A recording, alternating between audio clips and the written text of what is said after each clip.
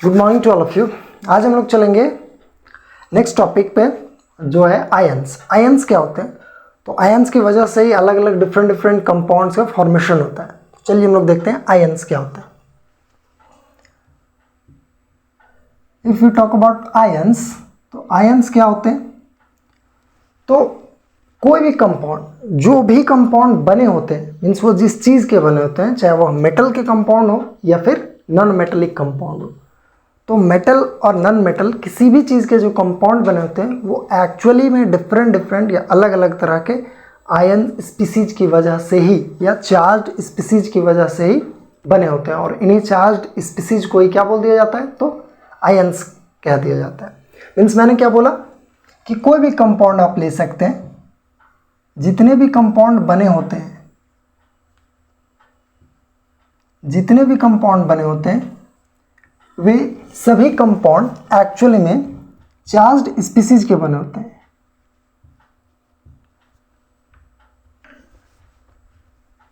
Composed of किस चीज के? तो चार्ज्ड स्पीसीज। और इन्हीं चार्ज्ड स्पीसीज को जितने भी कंपाउंड होते हैं वे बने होते हैं चार्ज्ड स्पीसीज के, और इन्हीं चार्ज्ड स्पीसीज को ही आयंस के नाम से जाना जाता है। अब आयंस जो होते हैं, यहाँ पे हम लोगों ने बोला कि जितने भी कंपाउंड बने होते हैं, ये कंपाउंड हो सकते हैं मेटल के बने हो, मेटल के कंपाउंड हो, जैसे कि सोडियम कार्बोनेट, जैसे कि magnesium hydroxide and so on. तो जितने कंपाउंड, चाहे वो मेटल के कंपाउंड हो या फिर नॉन मेटेलिक कंपाउंड,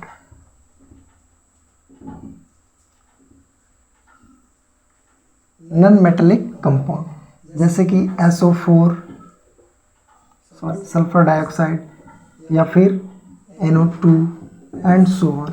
तो जितने भी कंपाउंड बने होते हैं वे सभी चार्ज्ड स्पीसीज के बने होते हैं, और इन्हीं चार्ज्ड स्पीसीज को ही हम लोग आयंस के नाम से जानते हैं।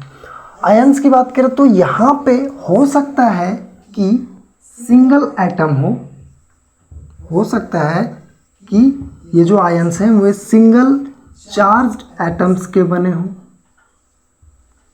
चार्ज्ड एटम्स हों, या फिर हो सकता है ग्रुप ऑफ एटम्स हो, ग्रुप ऑफ एटम्स हो, ग्रुप ऑफ एटम्स जिनमें अपना उनका कोई नेट चार्ज हो।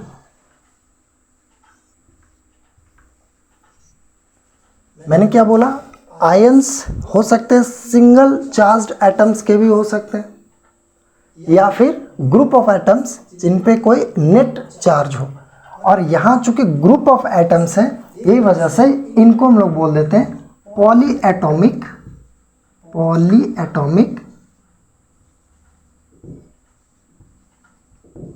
आयंस।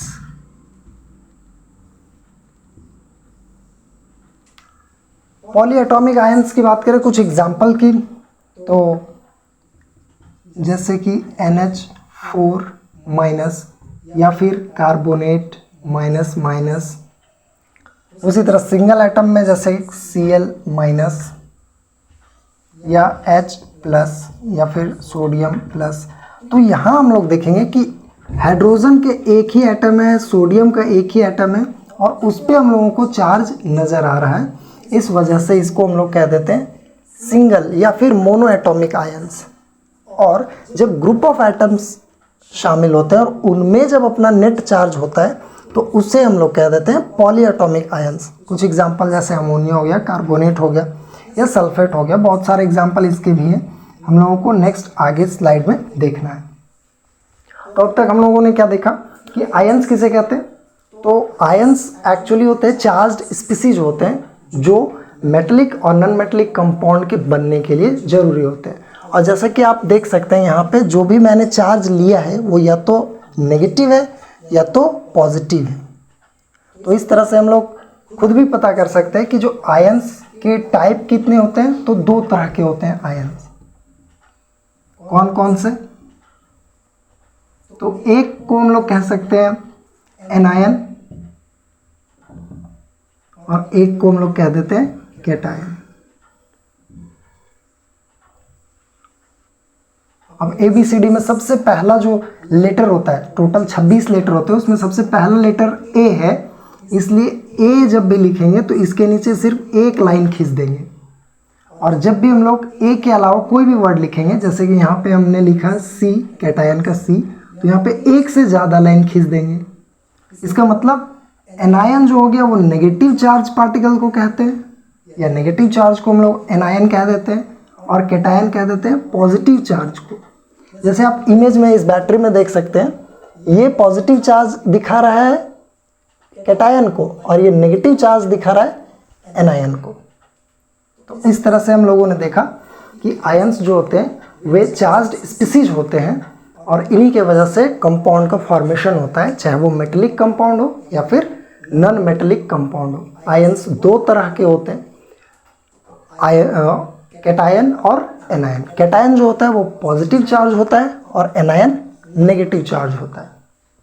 अभी नेक्स्ट हम लोग देखेंगे इस तरह जो आयंस के वजह से जो कंपाउंड बनते हैं एक्चुअली उन्हें ही हम लोग आयोनिक कंपाउंड कहते हैं, आयोनिक कंपाउंड कहते हैं। और अब हम लोगों को देखना है कि एक्चुअली हम लोग ये जो फार्मूला है ये फार्मूला बनता कैसे और इसके लिए क्या क्या रूल्स हैं जो हम लोगों को फॉलो करने होते हैं। केमिकल फार्मूला, ये केमिकल फार्मूला क्या होता है?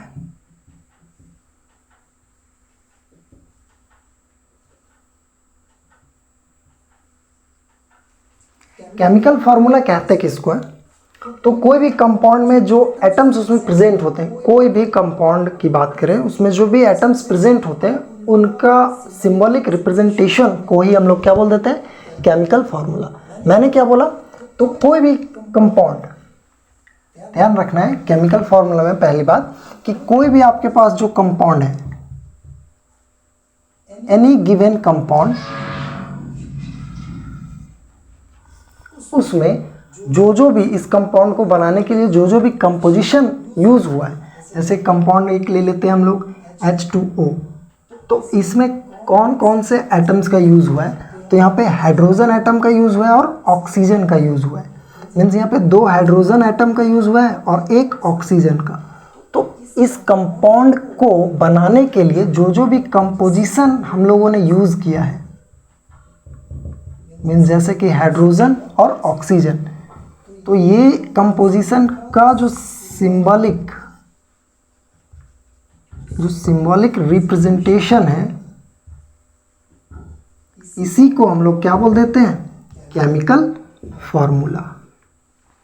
Means we can say, how can we define chemical formula? We can say symbolic representation of composition of any given compound is known as chemical formula। जैसे H2O, तो यहाँ पे 2 hydrogen और oxygen को symbolize करके हम लोग एक साथ कंबाइन करके लिखे और इसे हम लोग कह देते हैं वाटर।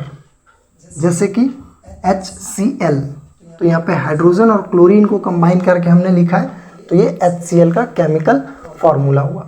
ये केमिकल फार्मूला बनते कैसे? तो जब भी हम लोग देखेंगे, जब भी कंपाउंड लेते हैं तो हम लोगों ने देखा था कि इसमें 2 या फिर 2 से ज़्यादा अलग अलग टाइप के एलिमेंट्स होने चाहिए, 2 या फिर 2 से ज़्यादा। तो नेक्स्ट हम लोग देखते हैं कि कंपाउंड को एक्चुअली जब भी कंबाइन होते हैं तो ये किस रेशियो में होते हैं और उनका कैपेसिटी क्या होता है, मीन्स वी कैन से कि वैलेंसी क्या होता है। तो सेकेंड टॉपिक जो है वो हो जाएगा वैलेंसी। वैलेंसी को हम लोग कैसे समझ सकते हैं? तो जितने भी एटम्स हैं हम एक्चुअली, या जितने भी एलिमेंट हैं हम उसके हाथ या आर्म्स के तौर पे हम लोग वैलेंसी को समझ सकते हैं। वैलेंसी क्या होता है? तो we can say combining capacity of an element, किसी भी एलिमेंट का जो कंबाइनिंग कैपेसिटी होता है या जो कंबाइनिंग कैपेबिलिटी होता है, उसी को हम लोग बोल देते हैं वैलेंसी। वैलेंसी क्या होता है? तो कोई भी गिवन एलिमेंट का जो कंबाइनिंग कैपेसिटी होता है,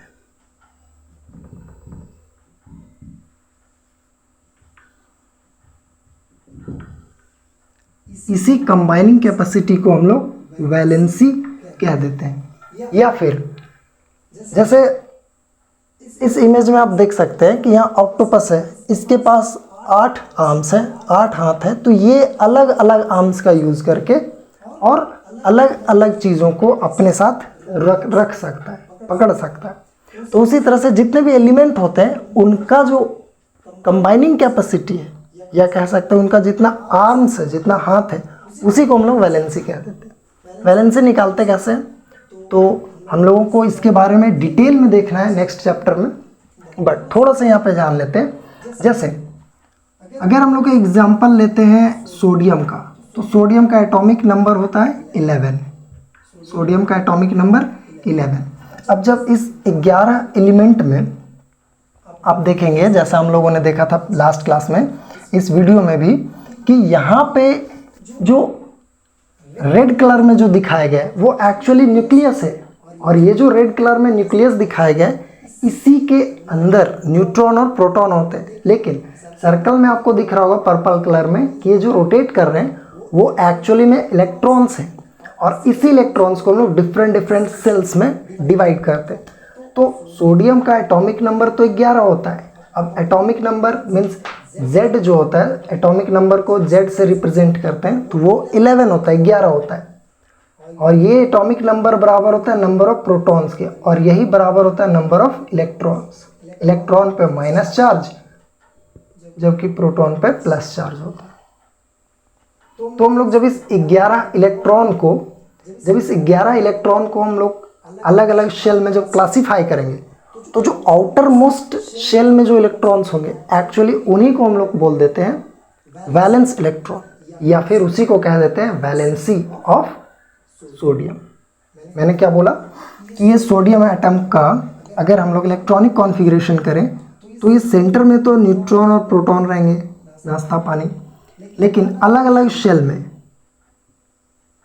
फर्स्ट शेल में कितना इलेक्ट्रॉन, तो मैक्सिमम 2, सेकेंड शेल में कितना, तो मैक्सिमम 8, और यहाँ पे थर्ड शेल भी हम लोग ले लेते हैं। तो थर्ड शेल की अगर बात करें तो थर्ड शेल में 1 यहाँ पे बच रहा है। अब सोडियम के केस में हम लोगों ने देखा कि लास्ट शेल जो है के शेल, एल शेल और एम शेल में, ये जो लास्ट शेल है इसमें एक ही इलेक्ट्रॉन है, सिंगल इलेक्ट्रॉन। तो इस इलेक्ट्रॉन को ज़्यादा चांस है कि वो लूज करेगा और तब कहीं जाके ऑक्टेट गेन कर लेगा। तो जैसे ही सोडियम अगर इसको लूज कर देता है, या किसी और मेटल या नॉन मेटल को, किसी और नॉन मेटल को जब दे देता है, तब सोडियम अपने आप में एक Na+ चार्ज बना लेता है। कैसे, तो मैंने बोला था अभी कि जो नंबर ऑफ प्रोटॉन्स होते हैं और नंबर ऑफ इलेक्ट्रॉन्स वो इक्वल होते हैं। मीन्स कहीं ना कहीं मैं कह रहा हूँ जितना पॉजिटिव चार्ज उतना ही होता है नेगेटिव चार्ज, ये मैंने कहा। मीन्स जितना प्रोटॉन उतना ही इलेक्ट्रॉन। लेकिन अभी क्या हुआ कि एक इलेक्ट्रॉन तो लूज कर दिया है, तो एक इलेक्ट्रॉन लूज कर दिया मीन्स यहाँ पे टोटल नंबर 11 माइनस थे, 11 माइनस थे यहाँ पे, और यहाँ 11 प्लस थे। तो इस 11 माइनस और 11 प्लस में अभी तो कोई चार्ज नहीं था, लेकिन जैसे ही वो एक इलेक्ट्रॉन लूज कर दिया तो आप देखेंगे ऑटोमेटिक यहाँ पे 10 नेगेटिव चार्ज है और 11 पॉजिटिव चार्ज है। उसमें से एक एक्स्ट्रा यहाँ पे जो बच गया वही पॉजिटिव चार्ज यहाँ हम लोगों ने दिखा रखा है। मीन्स ये एक इलेक्ट्रॉन लूज किया है। इसी चीज़ को हम लोग कह दे रहे हैं कैटायन। मीन्स सोडियम के पास कितना कैटायन, तो 1। अभी ये इसके बारे में डिटेल में हम लोगों को नेक्स्ट चैप्टर में देखना है। अभी फ़िलहाल हम लोग केमिकल फार्मूला कैसे लिखते हैं, तो हम लोगों को यूज़ करना होता है वैलेंसी। वैलेंसी क्या होता है, तो आउटर मोस्ट सेल में किसी भी इलेक्ट्रॉन में, किसी भी एटम्स के जो आउटर मोस्ट शेल में जो इलेक्ट्रॉन्स होंगे उसे ही हम लोग कहते हैं वैलेंस इलेक्ट्रॉन। जैसे सोडियम के केस में वैलेंस इलेक्ट्रॉन है 1, और अगर इसको लूज कर देता है तो सोडियम एटम से सोडियम के आयन में चेंज हो जाता है, जो होता है Na+। तो इस तरह से हम लोगों ने देखा वैलेंसी क्या होता है। और एक बात और ध्यान रखना है केमिकल फार्मूला के केस में कि इसमें कुछ रूल्स भी हैं। अब क्या रूल्स हैं तो वो हम लोग देख लेते हैं। कुछ एक रूल्स हैं जो हम लोगों को ध्यान रखना है। जैसे पहला रूल्स है कि अगर जो भी चार्ज पार्टिकल्स हम लोग यूज़ कर रहे हैं या जो भी वैलेंसी होगा वो वैलेंसी हमेशा बैलेंस्ड होना चाहिए। मैंने क्या बोला कि जो भी हम लोग चार्जेस यूज़ करेंगे, चार्जेस या वैलेंसीज, ये चार्जेस या वैलेंसीज जो होंगे, जब फार्मूला हम लोग लिख रहे होंगे केमिकल फार्मूला, तो उसके कुछ रूल्स क्या हैं। तो जितने भी चार्जेस होंगे या वैलेंसीज होंगी वे हमेशा बैलेंस्ड होंगे, हमेशा क्या होंगे, बैलेंस होंगे। कभी कभी तो ऐसा भी होता है कि हम लोग क्या करते हैं कि जब केमिकल फार्मूला लिख रहे हैं तो वो कंपाउंड बना ही है, एक मेटल यूज़ हुआ है और एक नॉन मेटल। जब एक मेटल यूज़ होगा और एक नॉन मेटल यूज़ करके जब हम लोग कंपाउंड बनाते हैं तो उस वक्त हम लोग प्रायोरिटी किसे देते हैं, तो मेटल्स को देते हैं।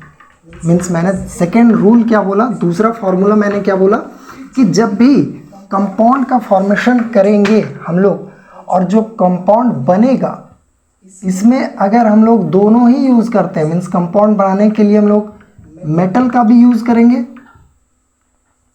प्लस नॉन मेटल का भी यूज़ करेंगे, तब इस केस में हम लोग नाम लिखने के लिए या सिंबॉलिक रिप्रेजेंटेशन जब भी करेंगे तो इसमें मेटल को प्रायोरिटी देंगे। मेटल को पहले लिखा जाएगा और नॉन मेटल को बाद में। अपने ABCD के लेटर्स में भी M पहले आता है और N बाद में आता है। मीन्स मेटल पहले आएगा और नॉन मेटल बाद में आएगा। मैं कहना चाह रहा हूँ जैसे सोडियम सल्फेट की बात करें तो सोडियम सल्फेट में आप देखेंगे कि ये सोडियम जो है ये एक मेटल है जबकि ये एक नॉन मेटेलिक आयन है। या फिर सिंपल सा एक एग्जांपल लेते हैं सोडियम क्लोराइड की, तो यहाँ पे आप देखेंगे ये एक मेटल है जबकि ये एक नॉन मेटेलिक आयन है, नॉन मेटेलिक आयंस। तो इस तरह से हम लोग ने क्या देखा, पहला चीज़ केमिकल फार्मूला जब भी हम लोग लिखेंगे तो उसका रूल क्या होगा। पहला रूल है कि जितने भी चार्जेस होंगे या वैलेंसीज होंगे उसको फुलफिल करना है, वो हमेशा बैलेंस्ड फॉर्म में रहेगा। दूसरा हम लोगों ने देखा कि जब भी कंपाउंड में अगर वो मेटल और नॉन मेटल के बने हैं तो हमेशा नाम लिखने के लिए या जब सिंबॉलिक रिप्रेजेंटेशन जब हम लोग दिखाएंगे तो उसके लिए हम लोगों को मेटल को पहले लिखना है और नॉन मेटल को बाद में लिखना है। और थर्ड और लास्ट पॉइंट क्या बोला गया था कि जब भी हम लोग कंपाउंड बनाते हैं और अगर उस कंपाउंड को फॉर्मेशन के लिए, अगर उस कंपाउंड को बनाने के लिए हम लोग पॉलीएटॉमिक आयंस का यूज करते हैं, पॉलीएटॉमिक आयंस, जब भी पॉलीएटॉमिक आयंस का यूज करेंगे तो पॉलीएटॉमिक आयंस में जितने भी एटम्स होंगे उन सभी को ब्रैकेट के अंदर हम लोगों को दिखाना होगा और उसके बाहर नंबर शो करना होगा। मीन्स मैं क्या कह रहा हूँ, जैसे समटाइम्स ऐसा होता है कि हम लोग एक पॉलीएटॉमिक आयंस का यूज़ कर रहे हैं, तो पॉलीएटॉमिक आयन बहुत सारे हैं, जैसे SO4 minus minus sulphate ion इसे कहते हैं, जैसे SO3 minus minus sulphite ion इसे कहते हैं, जैसे CO3 कार्बोनेट आयन इसे कहते हैं। तो यहाँ पे आप देखेंगे कि एक एटम से ये आयन कंप्लीटली नहीं फॉर्म हुआ है, इसमें एक एटम सल्फर के हैं और एक ऑक्सीजन के हैं, और ये जो दिखा रहा है ये नंबर शो कर रहा है। मीन्स एक्चुअली में 4 ऑक्सीजन के एटम और एक सल्फर के एटम मिल करके सल्फेट का आयन बनाया है। यहाँ पे एक सल्फर का एटम और 3 ऑक्सीजन के एटम मिल करके सल्फाइड का आयन बनाया, सल्फाइड। और यहाँ पे एक कार्बन का एटम और 3 ऑक्सीजन के एटम मिल करके कार्बोनेट के आयन का फॉर्म किए। तो ये सब कुछ एग्जांपल्स हैं पॉलीएटॉमिक आयंस के। तो इस तरह के पॉलीएटॉमिक आयंस की जब हम लोग बात करेंगे तो पॉलीएटॉमिक आयंस से जब भी कोई कंपाउंड फॉर्म होगा तो उसमें हम लोग पॉलीएटॉमिक आयंस के जो एटम्स हैं उनको ब्रैकेट के अंदर हम लोग शो करेंगे या दिखाएंगे। और वो कितने संख्या में, वो नंबर को हम लोग बाहर डिनोट करेंगे। जैसे अगर हम लोग बात करें मैग्नीशियम क्लोराइड की, तो MgCl, ये सिंपल हो गया, मीन्स यहाँ पे भी ये मोनो एटॉमिक आयन है, ये भी मोनो एटॉमिक आयन है। लेकिन एल्यूमिनियम सल्फेट की बात करें तो एल्यूमिनियम सल्फेट हो जाएगा Al2SO4 3। यहाँ पे हम लोग देखेंगे तो यहाँ एल्यूमिनियम के 2 एटम्स और यहाँ सल्फेट आयंस के 3 एटम्स का यूज किया गया। तो यहाँ सल्फेट, पूरा ये जो सल्फेट मैंने लिखा है, इसको हम लोग बाकी एल्यूमिनियम से सेपरेट करने के लिए ब्रैकेट का यूज किया है हमने, और ये ब्रैकेट का यूज करते हुए बाहर में हम लोगों ने नंबर को शो किया है। तो ये जो फॉर्मूला है ये है एल्यूमिनियम सल्फेट का। अभी ये फॉर्मूला कैसे बनता है वो हम लोग जस्ट अभी देखेंगे, पर फिलहाल यहाँ पे समझने वाली बात है कि जब भी हम लोग फॉर्मूला लिखेंगे वैसे कंपाउंड का जिसमें पॉली एटॉमिक आयंस का यूज हुआ है, तो हम लोग पॉली एटॉमिक के जितने भी एटम्स होंगे सभी को ब्रैकेट के अंदर यूज करेंगे, और कितने नंबर में यूज हुआ है तो वो संख्या जो होगा, नंबर, जो एग्जैक्ट नंबर, उसको हम लोग ब्रैकेट के बाहर लिख देंगे। जैसे हम लोग नेक्स्ट बात करें तो सोडियम हाइड्रोक्साइड, तो ये हो गया Na और ये हो गया OH। तो यहाँ पे ये जो सोडियम है ये मोनो एटॉमिक है, यहाँ पे ये OH माइनस जो है ये भी मोनो एटॉमिक है, सॉरी ये भी पॉली एटॉमिक है, बट यहाँ पे इसका एक प्लस चार्ज, इसका एक माइनस चार्ज हुआ, तो यहाँ ब्रैकेट देने की भी ज़रूरत नहीं पड़ी। लेकिन एल्यूमिनियम सल्फेट में यहाँ पे हम लोगों को ब्रैकेट का यूज़ करना पड़ा। जैसे फेरिक सल्फेट की बात करें तो Fe2SO4 3, यहाँ पे भी आप देख सकते हैं कि जो सल्फेट आयन को मैंने दिखाया है उसे ब्रैकेट के अंदर दिखाया गया है। क्यों?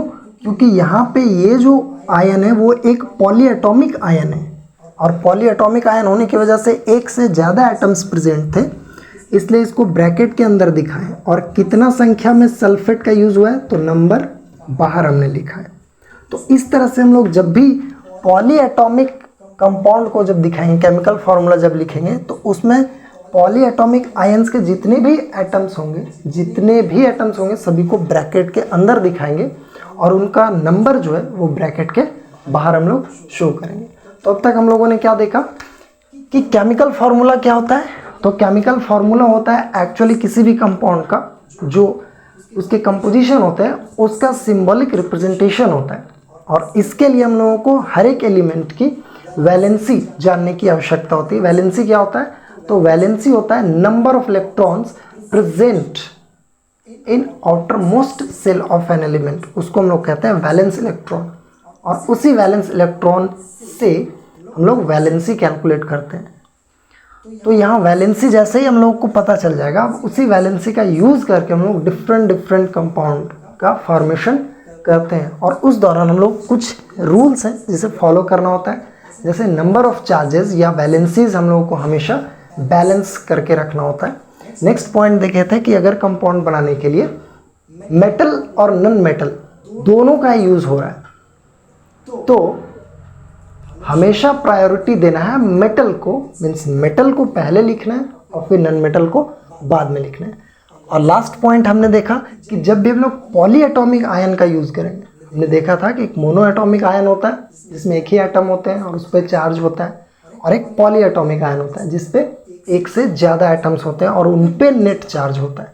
तो जब भी पॉली एटॉमिक आयन की बात करें, तो जब भी पॉली एटॉमिक आयन का यूज़ करेंगे कंपाउंड के फॉर्मेशन में, तब हम लोग पॉली एटॉमिक में जितने भी एटम्स प्रेजेंट होंगे सभी को ब्रैकेट के अंदर दिखाएंगे, हमेशा ब्रैकेट के अंदर दिखाएंगे, और ये कितना संख्या में यूज़ हुआ है इसका नंबर हम लोग बाहर शो करेंगे।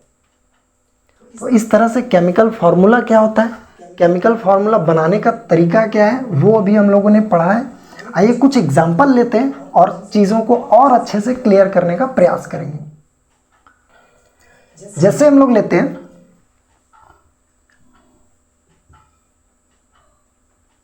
NaCl। अभी हम लोगों ने देखा था कि सोडियम का जो वैलेंसी होता है वो होता है प्लस, और क्लोरीन की जो वैलेंसी होती है वो होती है माइनस। तो यहाँ सोडियम का एक प्लस और क्लोरीन का एक माइनस, मतलब सोडियम के पास भी यहाँ पे एक हाथ ही खाली है और क्लोरीन के पास भी एक ही हाथ है। तो सोडियम ऐसे इधर से हाथ बढ़ाएगा और उधर से क्लोरीन, तो दोनों आपस में मिक्स हो जाएंगे। तो मीन्स सोडियम के पास एक हाथ है और क्लोरीन के पास भी एक ही हाथ है। मीन्स कहीं ना कहीं ये वैलेंसी को शो कर रहा है, और इसी को फिर हम लोग क्रॉस मल्टीप्लिकेशन कर देंगे। मीन्स दोनों जब तक आपस में मिलाएंगे नहीं हाथ, तब तक NaCl का फॉर्मेशन नहीं होगा। तो ये दोनों ही क्रॉस मल्टीप्लाई कर देंगे और यहाँ पे हम लोग का रेडी हो जाएगा NaCl, जिसको हम लोग साधारण नमक कहते हैं, जो खाने में यूज़ होता है। जैसे कुछ एग्जांपल और लेते हैं। सोडियम का वैलेंसी अपने को पता चल गया Na+, और एक और लेते हैं SO4-। मीन्स यहाँ पे ये एक पॉली एटॉमिक है सल्फेट का, जिसको सल्फेट बोलते हैं, और ये हो गया सोडियम। तो सोडियम के पास कितना हाथ है? एक, वो दिख ही रहा होगा आप लोगों को, एक हाथ है। सल्फेट आयंस के पास कितना हाथ है? दो। इसके पास कितना हाथ है? दो। मीन्स सोडियम अपना एक हाथ आगे बढ़ाएगा और सल्फेट अपना दोनों हाथ आगे बढ़ाएगा। तो कहीं ना कहीं आप देख सकते हैं कि सल्फेट के इस पूरे वैलेंसी को फुलफिल करने के लिए, मीन्स 2 प्लस 2 माइनस को फुलफिल करने के लिए यहाँ पे हम लोगों को 2 प्लस की ज़रूरत है। मीन्स अगर सोडियम 2 होता तब कहीं जा कर के यहाँ पे ये दोनों माइनस को बैलेंस कर पाते। तो जब इसको क्रॉस मल्टीप्लाई करेंगे तब कहीं ना कहीं क्या होगा, इन दोनों का आपस में मिलन होगा और तब एक कंपाउंड बनेगा। तो यहाँ पे सोडियम के साथ हो जाएगा Na2 और सल्फेट के साथ हो जाएगा SO4 कितना 1। तो ये बन गया सोडियम सल्फेट। अब चूंकि 1 तो दिखाने का ज़रूरत भी नहीं होता, तो इसे हम लोग सिंपली लिख सकते हैं Na2SO4। ये हो गया सोडियम का सल्फेट।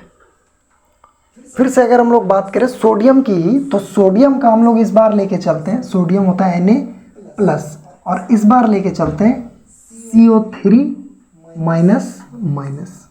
तो ये जो हुआ ये सोडियम का आयन हुआ, और ये एक हुआ poly atomic ion. Poly atomic क्यों? क्योंकि इसमें एक से ज़्यादा एटम्स मिल करके एक आयन बना है, जिसपे नेट चार्ज कितना है? तो डबल माइनस।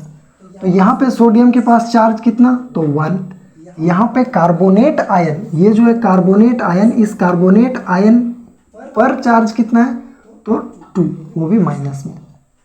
और अब इसको क्रॉस मल्टीप्लिकेशन कर देंगे, तो ये बन जाएगा Na2 और ये हो जाएगा CO3।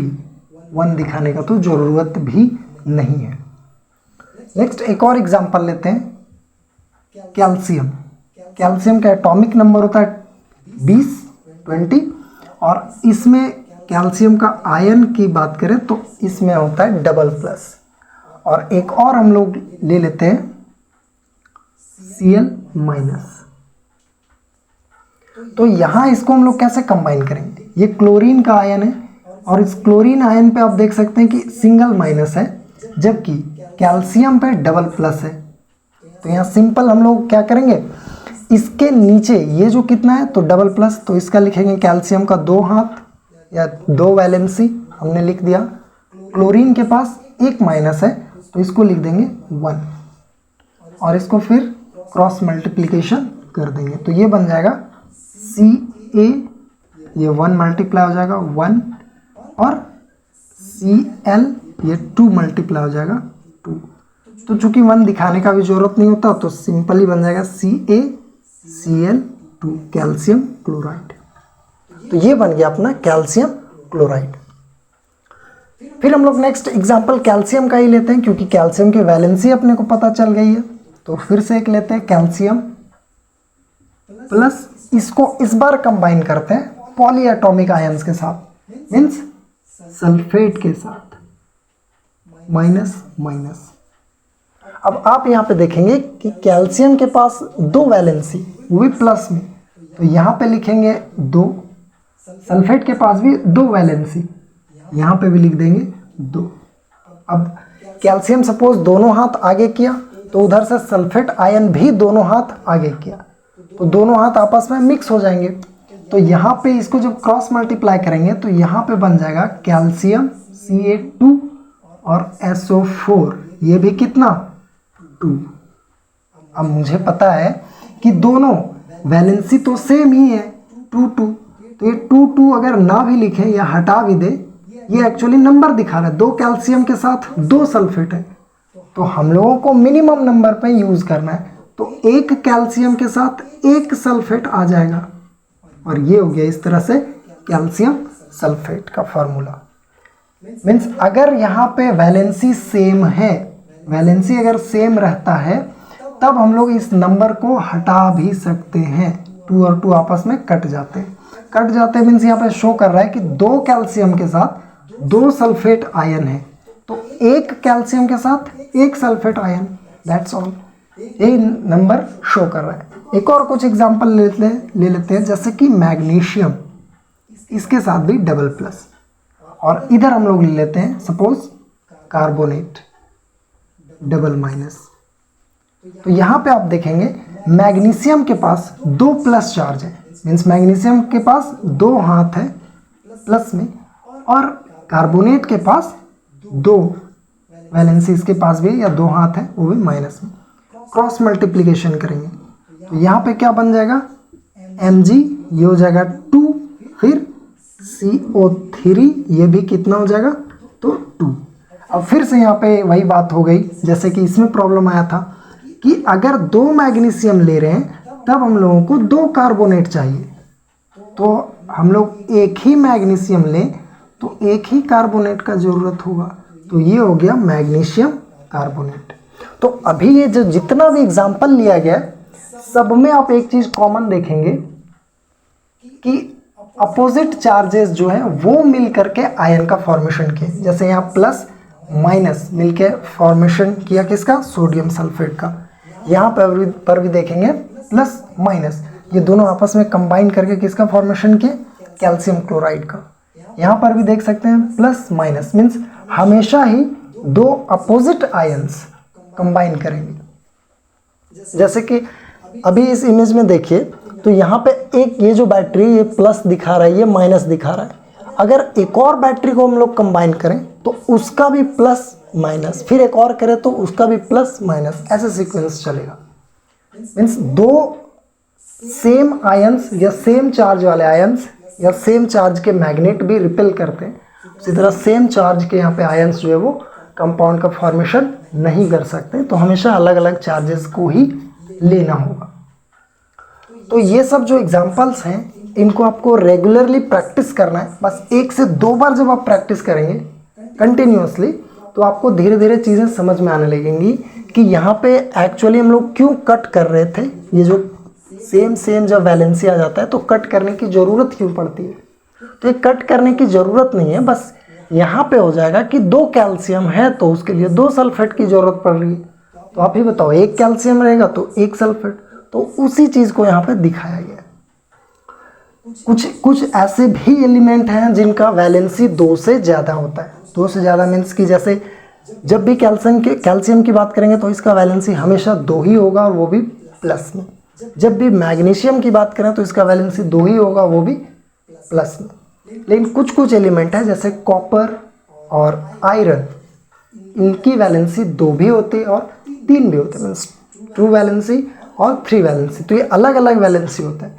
तो 2 वैलेंसी होता है तब क्या नाम होता है, और जब 3 वैलेंसी होता है तब क्या नाम होता है। आइए कुछ एग्जांपल लेके चलते हैं हम लोग आगे। जैसे कॉपर का वैलेंसी प्लस और एक और कॉपर प्लस प्लस, और एक होता है आयरन प्लस प्लस, और एक होता है आयरन प्लस प्लस प्लस। तो यहाँ कॉपर में एक सिंगल प्लस भी होता है और एक डबल प्लस भी होता है। उसी तरह से आयरन में भी एक डबल प्लस होता है, एक ट्रिपल प्लस होता है। इसी चीज़ को हम लोग सिंपली 3+ भी कह सकते हैं, प्लस प्लस 3 ठो प्लस, और इसी तरह से इसको 2+ भी हम लोग कह सकते हैं, लेकिन अभी इसी फॉर्म में हम लोग लेकर के चलेंगे। तो ये जो हुआ मीन्स दोनों ही एटम्स जो हैं वो आयरन के हैं, इसमें दोनों ही एटम्स जो हैं वो कॉपर के हैं। तो जब कम रहता है वैलेंसी या चार्जेस कम रहता है तो एक सफिक्स जुड़ जाता है जिसको हम लोग कहते हैं इक या IC। और जब ये इक जब भी जुड़ेगा वो हमेशा ज़्यादा जब वैलेंसी रहता है तब, जैसे फेरिक, जैसे क्यूपरिक। लेकिन जब वैलेंसी कम है तब ज़्यादा है तो हम लोग देखें इक सफिक्स जुड़ जाता है, लेकिन वैलेंसी जब कम रहता है तब तो अस जुड़ जाता है, जैसे कि फेरस, जैसे कि क्यूपरस। तो ये जो क्यूपरस या क्यूपरिक या फेरस या फेरिक, कैसे हम लोग पता करेंगे कि फेरस है या फेरिक है या क्यूपरस है या क्यूपरिक है? तो क्यूपरस होता है कम वैलेंसी वाले को बोल देते हैं, कॉपर का आयन का अगर वैलेंसी कम है तो उसको हम लोग क्यूपरस बोल देते हैं, वैलेंसी ज़्यादा है तो क्यूपरिक। इसी तरह आयरन में वैलेंसी ज़्यादा है तो हम लोग कह देते हैं क्यूपरिक, और वैलेंसी कम तो क्यूपरस। अभी मान लेते हैं हम लोग Fe+++ ले लेते हैं और इधर ले लेते हैं सपोज SO4-। तो यहाँ तो ये हो गया आयरन, और इसके साथ ये जो 3 वैलेंसी है, यहाँ पे ये हो गया सल्फेट और इसके साथ ये 2 वैलेंसी है। मीन्स आयरन का यहाँ पे कितना वैलेंसी? 3। आयरन के पास कितना हाथ है? 3। और सल्फेट के पास कितना वैलेंसी है? 2। या कितना हाथ है? तो 1 2। अब इसको क्रॉस मल्टीप्लिकेशन हम लोग कर देंगे तो क्या बनेगा? Fe2SO4 कितना? तो इसके साथ 3 मल्टीप्लाई हो जाएगा तो ये हो गया। इसका नाम हो जाएगा फेरिक सल्फेट। इसका नाम हो जाएगा फेरिक सल्फेट। क्यों? क्योंकि जब 3+ रहता है फेरस, ये फेरम में, फेरम लैटिन नाम है आयरन का, और इस वजह से ही फेरम से Fe निकल के सामने आया। तो फेरम में जब फेरिक हम लोग को यूज़ करना होता है तो वैलेंसी कितना हम लोग लेंगे? 3। और जब फेरस यूज़ करना होता है तो वैलेंसी 2। जैसे ये हो गया फेरिक सल्फेट। लेकिन अगर हम लोग को फेरस सल्फेट बनाना है तब तो हम लोग क्या करेंगे? Fe2+ का यूज़ करेंगे, प्लस प्लस, और यहाँ सल्फेट है तो सल्फेट को भी हम लोग ले लेते हैं, माइनस माइनस। फेरस का कितना वैलेंसी? तो 2। सल्फेट का कितना वैलेंसी? तो 2। वैलेंसी मीन्स मैं ये काउंट कर रहा हूँ नंबर ऑफ साइन जो है एनायन या कैटायन। अब इसको क्रॉस मल्टीप्लिकेशन कर देते हैं तो यहाँ पे हो जाएगा Fe2 और ये हो जाएगा SO4 होल 2। तो हम लोगों ने देखा 2 आयरन के लिए 2 सल्फेट आयंस का यूज़ करना पड़ रहा है, तो 1 आयरन के लिए कितना? तो 1 आयरन के लिए 1 सल्फेट का यूज़ करेंगे। तो इस तरह से ये जो फॉर्मूला बना इसको हम लोग कह देंगे फेरस सल्फेट, और इसको हम लोग कह देंगे फेरिक सल्फेट। फेरस सल्फेट और फेरिक सल्फेट दोनों में बस वैलेंसी का अंतर है।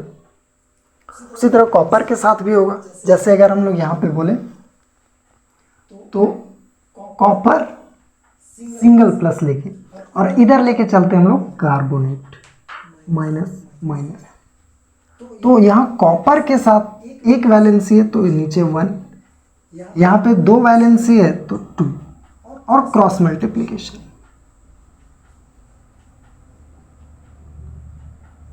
2 1। तो ये जो बना यहाँ पे ये क्यूप्रस कार्बोनेट बन गया। और वही सेम चीज़ अगर हम लोग करें कॉपर के साथ 2 वैलेंसी और कार्बोनेट के साथ 2 वैलेंसी। तो यहाँ पे वैलेंसी क्या हो जाएगा 2, यहाँ पे वैलेंसी 2, क्रॉस मल्टीप्लिकेशन करेंगे तो यहाँ पे बनेगा कॉपर का 2 और CO3 भी कितना 2। तो 2 कॉपर आइटम्स के साथ 2 कार्बोनेट आयन्स का यूज़ कर लिया हमने, 2 कॉपर आयन के साथ 2 कार्बोनेट आयन का यूज़ किया हमने। तो 1 कॉपर के साथ 1 कार्बोनेट आयन, तो CO3 ये हो गया क्यूप्रिक कार्बोनेट और ये हो गया था क्यूपरस कार्बोनेट। ये हो गया क्यूपरस कार्बोनेट और ये हो गया क्यूप्रिक कार्बोनेट। तो 9th क्लास में हम लोग अभी तक सिर्फ 2 एलिमेंट दिया हुआ है, एक कॉपर और एक आयरन, जिसका वैलेंसी वेरी करते हैं, मीन्स अलग अलग वैलेंसी होते हैं। जैसे फेरस का हमने देखा था जब 2 प्लस रहता है, फेरिक हमने देखा जब 3 प्लस रहता है। उसी तरह से कॉपर में जब 1 प्लस रहता है तो उसे फेरस कह देते हैं, जबकि 2 प्लस रहता है तब हम लोग फेरिक कह देते हैं। तो ये जो एग्जाम्पल हम लोगों ने लिया, इसी तरह का एग्जाम्पल आपको खुद से लेना है और प्रैक्टिस करना है। 2-4 बार आप बनाएंगे, खुद से इसके फैमिलियर हो जाएंगे इन सब टॉपिक से। और ये बहुत आसानी से, सिर्फ एग्जाम्पल में कुछ अगर क्वेश्चन देखें एग्जाम्पल में जो दिया हुआ है तो सिंपल सा नाम दे दिया रहेगा, कॉपर सल्फेट केमिकल फार्मूला लिखना है, या केमिकल फार्मूला दे दिया रहेगा और इसका नाम लिखना है। तो अगर आपको आयंस या वैलेंसी मालूम है तो आप आसानी से कर पा रहे होंगे। चलिए नेक्स्ट टॉपिक हम लोग बढ़ेंगे और देखेंगे फार्मूला ऑफ सिंगल कंपाउंड क्या होता है। फार्मूला ऑफ सिंपल कंपाउंड,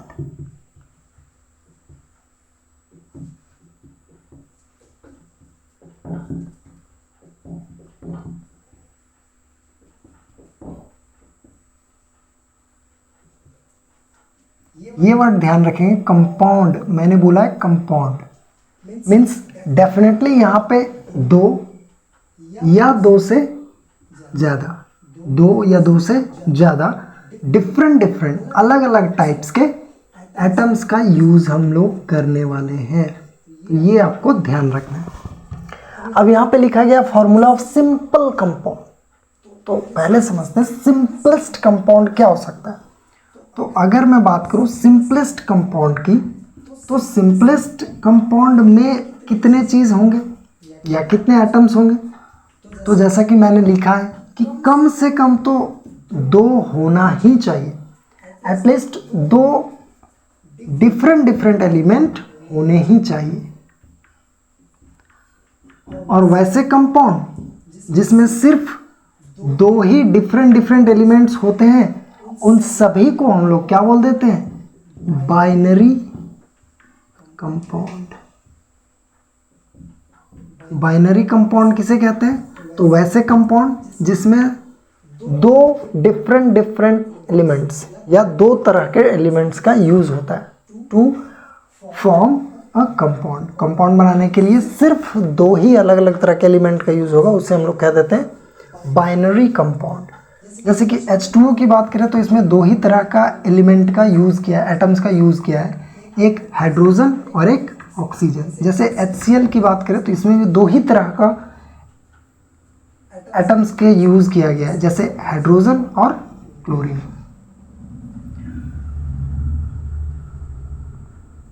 तो ये सब जो है, इन सब को हम लोग किसके अंतर्गत रखेंगे, बाइनरी कंपाउंड के अंतर्गत रखेंगे। अभी एक छोटा सा टॉपिक है, मॉलिक्यूलर मास क्या होता है। मॉलिक्यूलर मास से पहले एक बार फिर से रिकॉल कर लेते हैं, मॉलिक्यूल्स किसे कहते हैं। तो हम लोगों ने देखा था कि कंपाउंड में तो 2 अलग अलग तरह के एटम्स होने चाहिए, पर मॉलिक्यूल्स किसे कहते हैं, तो मॉलिक्यूल्स में सेम टाइप के एलिमेंट होने चाहिए या सेम टाइप के एटम्स होने चाहिए। मीन्स मॉलिक्यूल किसे कहते थे, तो मॉलिक्यूल में था कि इसमें 2 या 2 से ज़्यादा, 2 या 2 से ज़्यादा एटम्स होंगे, लेकिन सेम एलिमेंट के होने चाहिए। ये जो एटम्स होंगे ये हमेशा सेम एलिमेंट के होने चाहिए। मीन्स अगर हम लोग बात करें हाइड्रोजन की तो दूसरा भी एटम हम लोग को हाइड्रोजन ही लेना होगा और तब कहीं ये जाकर के एक हाइड्रोजन का मॉलिक्यूल बनेगा। जैसे अगर ऑक्सीजन लें तो एक और ऑक्सीजन ही लेना होगा, तब कहीं ये जाकर के ऑक्सीजन का मॉलिक्यूल बनेगा। जैसे ऑक्सीजन लें और एक और ऑक्सीजन ही लें और एक और ऑक्सीजन ले लें, तब ये जो बना ये ऑक्सीजन का मॉलिक्यूल ही बनेगा और इसे हम लोग कह देते हैं ओजोन। ओजोन। तो इस तरह से हम लोगों ने देखा मॉलिक्यूल्स और कंपाउंड में क्या डिफरेंस है। तो कंपाउंड में भी दो या दो से ज़्यादा एटम्स होते हैं, पर दोनों ही डिफरेंट एलिमेंट्स के होते हैं। लेकिन मॉलिक्यूल्स में क्या होते हैं, तो सेम एलिमेंट के। और अब हम लोगों को देखना है कि मॉलिक्यूलर मास क्या होता है। तो मॉलिक्यूलर मास क्या होगा, जैसा कि हम लोगों ने देखा था कि दो या दो से ज़्यादा एटम्स होने चाहिए। तो दो या दो से ज़्यादा एटम्स या जितने भी एटम्स प्रेजेंट होंगे उन सभी एटम्स का सम कर दें, मासेस का सम कर दें, तो उसी को हम लोग मॉलिक्यूलर मास कहते हैं। मीन्स मॉलिक्यूलर मास किसे कहते हैं, तो जितने भी सब्सटेंस हैं,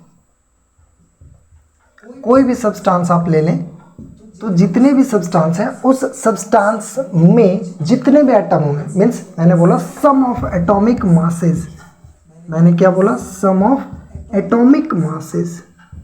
वो सब्सटेंस को बनाने के लिए जो जो भी कंपाउंड का यूज़ किया गया है उन सभी एटम्स का, जो जो भी एटम्स का यूज़ किया गया है उस सब्सटेंस को बनाने के लिए या उस मॉलिक्यूल्स को या उस कंपाउंड को बनाने के लिए, उन सभी सब्सटेंस के एटॉमिक मास का सम हम लोग कर देंगे और इसी सम को ही हम लोगों ने एक नाम दिया है मॉलिक्यूलर मास। Molecular mass. और ये जो मॉलिक्यूलर मास होता है इसको हम लोग रिप्रेजेंट किससे करते हैं, तो इसको हम लोग रिप्रेजेंट करते हैं एटॉमिक मॉलिक्यूलर मास। ध्यान रखना है, इसी को atomic molecular mass atomic mass unit कह देते हैं, इसी को एटॉमिक मास यूनिट, जिसे बाद में सिर्फ यूनिफाइड मास कह दिया गया। IUPAC के द्वारा रिकमेंड किया गया कि ये एटॉमिक मास यूनिट को हम लोग यूनिफाइड मास भी कह सकते हैं। जैसे अगर कुछ एग्जांपल लें, मॉलिक्यूलर मास अगर हम लोग को कैलकुलेट करना है तो जितने भी एटम्स प्रेजेंट होंगे सभी का हम लोग इंडिविजुअल मास निकालेंगे और उसको ऐड कर देंगे। जैसे अगर हम लोग इस कंपाउंड की बात करें H2O, तो H2O का मॉलिक्यूलर मास कितना होगा, तो यहाँ पे हम लोग देखेंगे कि हाइड्रोजन का मॉलिक्यूलर मास होता है 1 और ऑक्सीजन का मॉलिक्यूलर मास होता है 16। ऑक्सीजन का एटॉमिक नंबर 8 और मॉलिक्यूलर मास 16। तो हाइड्रोजन का हो गया एटॉमिक मास 1, ऑक्सीजन का 16, तो कितना हाइड्रोजन 2, तो 1 to 2 प्लस ऑक्सीजन का कितना, तो एक ऑक्सीजन इसलिए 16, तो ये हो गया 2 प्लस 16 यानी 18 AMU, या AMU को ही हम लोग अब क्या लिख देते हैं, तो सिर्फ लिख देते हैं यूनिफाइड मास। मीन्स 18 यूनिट जो हो गया ये हो जाएगा एक वाटर कंपाउंड का मॉलिक्यूलर मास। वाटर का मॉलिक्यूलर मास कितना हो जाएगा, तो 18 हो जाएगा। इसी तरह से जितने भी कंपाउंड होते हैं हम लोग सभी का मॉलिक्यूलर मास कैलकुलेट कर सकते हैं। तो आइए देखते हैं मोल कॉन्सेप्ट क्या होता है। तो मोल कॉन्सेप्ट क्या होता है,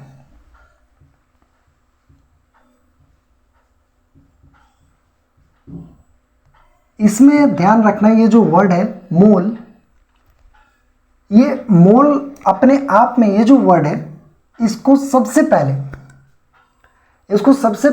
1896 में विल्हेल्म ओस्टवाल्ड के द्वारा इंट्रोड्यूस किया गया था। मैंने क्या बोला, ये जो मोल वर्ड है इसको सबसे पहले 1896 में विल्हेल्म ओस्टवाल्ड के द्वारा इंट्रोड्यूस किया गया था।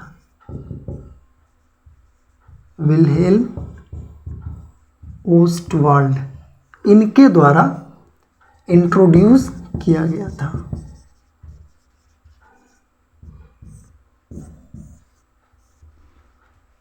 मोल का सबसे पहले यूज, ये जो वर्ड है मोल, इसका सबसे पहले यूज विल्हेल्म ओस्टवाल्ड के द्वारा किया गया था। और ये एक एक्चुअली में लैटिन वर्ड है। ये जो मोल है ये एक लैटिन वर्ड है जिसका मतलब होता है, ये एक लैटिन वर्ड है जिसका मतलब होता है पाइल या हीप, मतलब ढेर। जैसे जैसे इस इमेज में देखिए, ये चीनी का जो ढेर है, इसमें कितने चीनी के क्रिस्टल्स होंगे। तो इसी तरह का ढेर जो है, सब्सटेंसेस का जो ढेर है या ग्रुप ऑफ सब्सटेंसेस कह सकते हैं, उसी को हम लोग क्या बोलते हैं, तो एक वर्ड है मोल। और यह एक लैटिन वर्ड है। इसको 1896 में इंट्रोड्यूस किया गया और बहुत कुछ वर्षों के बाद, मीन्स 1967, लगभग 1967 के आसपास में, 1967 के आसपास में इसको जो है सो as a SI unit accept किया गया। IUPAC के द्वारा एसआई यूनिट के तौर पे एक्सेप्ट किया गया। और यह किसका एसआई यूनिट होता है, तो ये एसआई यूनिट होता है actually amount of substance. Means में भी क्वेश्चन पूछा जा सकता है कि अमाउंट ऑफ सब्सटेंस का एसआई यूनिट क्या होता है, तो अमाउंट ऑफ सब्सटेंस का एसआई यूनिट होता है मोल। मोल को सबसे पहले किसके द्वारा इंट्रोड्यूस किया गया, विल्हेल्म ओस्टवाल्ड के द्वारा। और ये मोल जो है वह एक लैटिन वर्ड है जिसका मतलब होता है किसी भी सब्सटेंस का ढेर, पाइल या हिप। और इसी को 1967 में एसआई यूनिट के तौर पे एक्सेप्ट किया गया। तो ये होता क्या है मोल, और मोल कॉन्सेप्ट में हम लोगों को देखना क्या है, तो आप ध्यान रखेंगे कि कोई भी सब्सटेंस की बात करें तो कोई भी सब्सटेंस को हम लोग कैसे इंट्रोड्यूस कर सकते हैं या कैसे किसी दूसरे को बता सकते हैं उस पर्टिकुलर सब्सटेंस के बारे में। तो कोई भी सब्सटेंस को हम लोग दो ही तरीके से बता सकते हैं। क्या, तो अगर हमारे पास कोई सब्सटेंस है तो हम या तो इसको उसके मास के अकॉर्डिंग बता सकते हैं या फिर नंबर के अकॉर्डिंग। सपोज हम लोग पोटैटोज की बात करें तो पोटैटोज मान लो मार्केट से हम लोग लेके और पोटैटोज आ रहे हैं, तो पोटैटोज हम लोग कैसे हम लोग लेते हैं, तो मास के अकॉर्डिंग हम लोग बता सकते हैं कि या तो उसमें कितना अमाउंट में पोटैटोज है प्लास्टिक में, तो वो हम लोग मास के अकॉर्डिंग बता सकते हैं, 1 kg है, 2 kg है, 5 kg है, इस तरह से। लेकिन अगर हम लोग अंडों की बात करें, एग्स की बात करें, तो एग्स को हम लोग हमेशा नंबर में ही जनरली बताते हैं कि 1 दर्जन या 2 दर्जन। तो इसी तरह से केमिस्ट्री में जब केमिकल रिएक्शन होता है तो केमिकल रिएक्शन में हम लोग नंबर पे ही एक्चुअली रिएक्ट करवा रहे होते हैं, नंबर ऑफ एटम्स बोल लें या फिर नंबर ऑफ मॉलिक्यूल्स बोल लें। तो नंबर ऑफ एटम्स या नंबर ऑफ मॉलिक्यूल्स कितने होते हैं, इसी पे काम हो रहा होता है केमिकल रिएक्शन में। तो कितने नंबर ऑफ एटम्स या कितने नंबर ऑफ मॉलिक्यूल्स पार्टिसिपेट कर रहे हैं, इसकी जानकारी के लिए हम लोग एक नया यूनिट इंट्रोड्यूस किए। और इसी नया यूनिट जो हम लोगों ने यूज़ किया, और इसी को हम लोग क्या बोल देते हैं, मोल। यानी मोल क्या होता है, तो मोल एक फिक्स नंबर है। मोल क्या है, तो एक नंबर को डिनोट कर रहा है। और ये जो मोल है वो किसका ऐसा यूनिट है, तो जैसा कि अभी हमने बताया अमाउंट ऑफ सब्सटेंस का,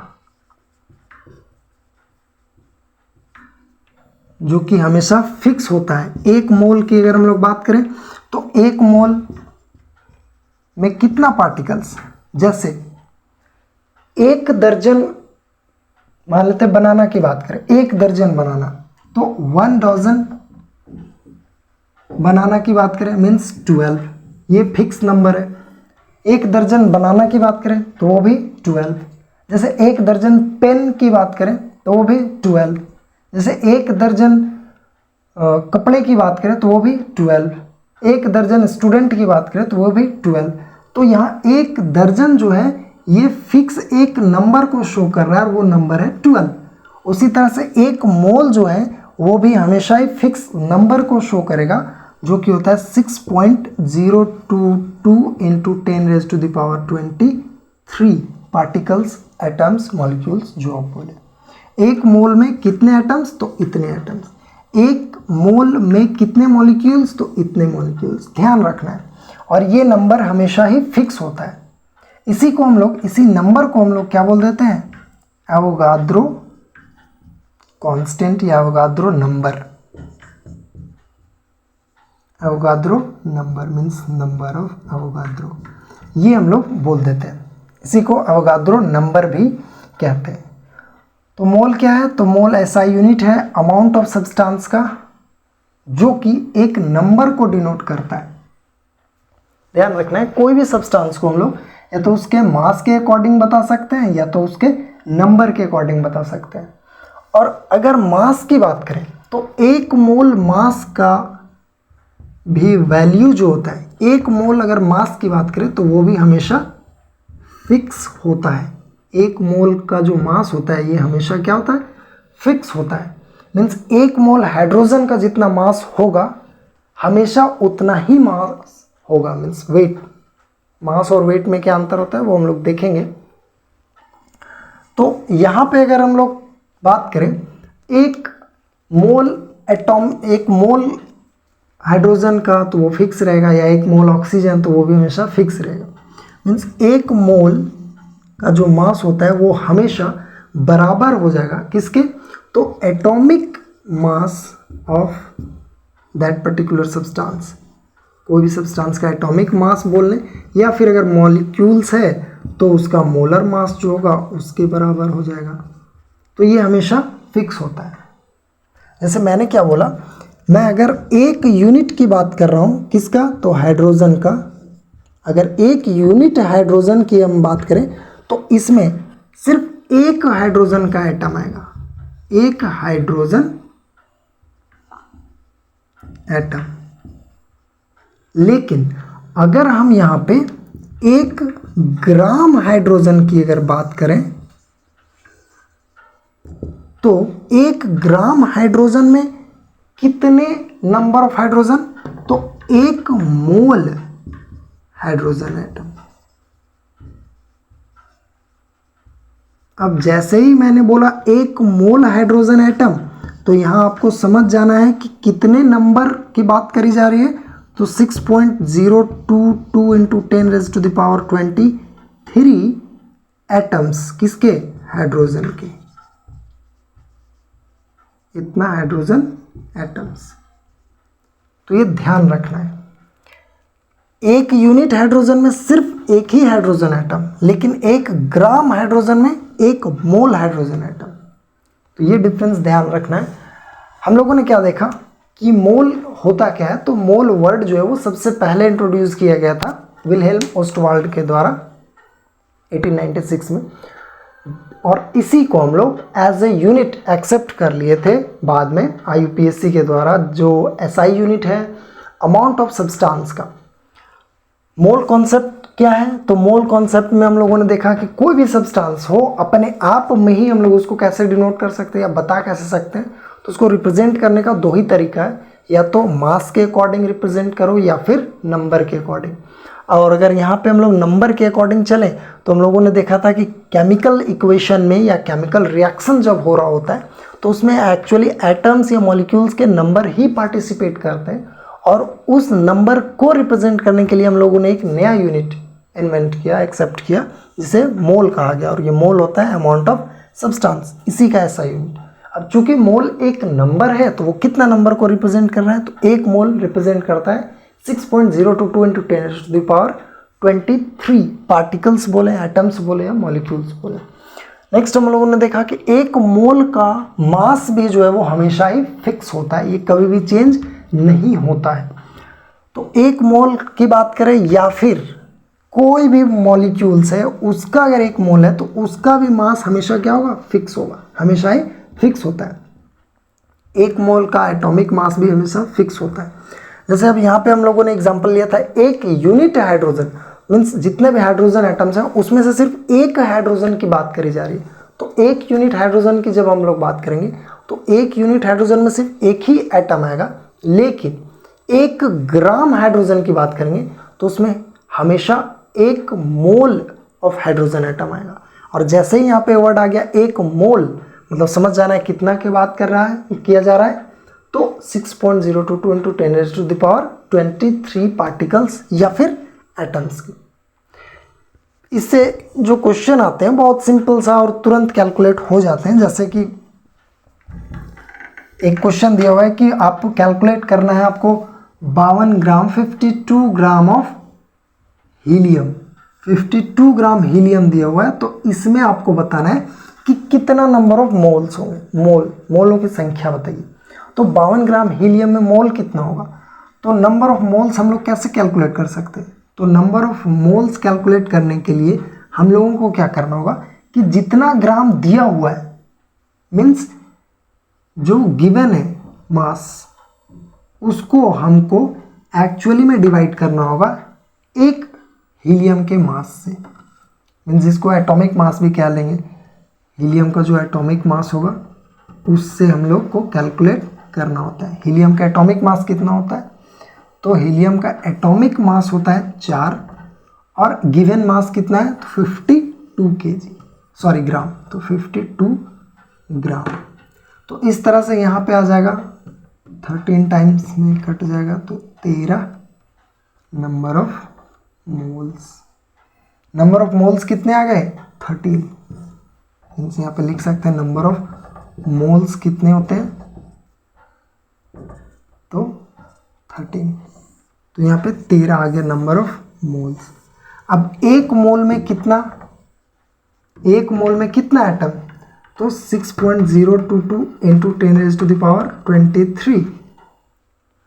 तो 52 ग्राम हीलियम में कितना एटम, क्योंकि एक मोल में तो इतना, अब यहाँ पे 13 मोल हीलियम है, तो 13 मोल में कितना, तो 13 × 6.022 × 10⁻23 पार्टिकल्स बोले हैं, एटम्स बोले हैं। चलिए एटम्स को ही लेके चलते हैं, तो इतना। तो ये अगर कैलकुलेट करेंगे तो 13 मोल में टोटल कितने नंबर ऑफ पार्टिकल्स या एटम्स होंगे वो भी कैलकुलेट किया जा सकता है। तो ये जो टॉपिक है मोल क्या है और मोल से रिलेटेड जो क्वेश्चन मैंने यहाँ पे दिखाया, और भी बहुत सारे क्वेश्चन हैं, हम लोग ये सभी क्वेश्चन को प्रैक्टिस करेंगे। और जितने भी केमिकल इक्वेशन है, इससे पहले भी हम लोग वो सभी केमिकल इक्वेशन को भी एक साथ प्रैक्टिस करेंगे एक नेक्स्ट वीडियो में, और देखते हैं कि इससे जितने भी क्वेश्चन हैं उसको हम लोग कैसे जल्दी से जल्दी सॉल्व कर सके, और एक्यूरेसी के साथ, 100% एक्यूरेसी के साथ। तो मिलते हैं फिर इसी के साथ, इस वीडियो को यहीं पर समाप्त करते हैं और नेक्स्ट वीडियो में मिलते हैं। Thank you.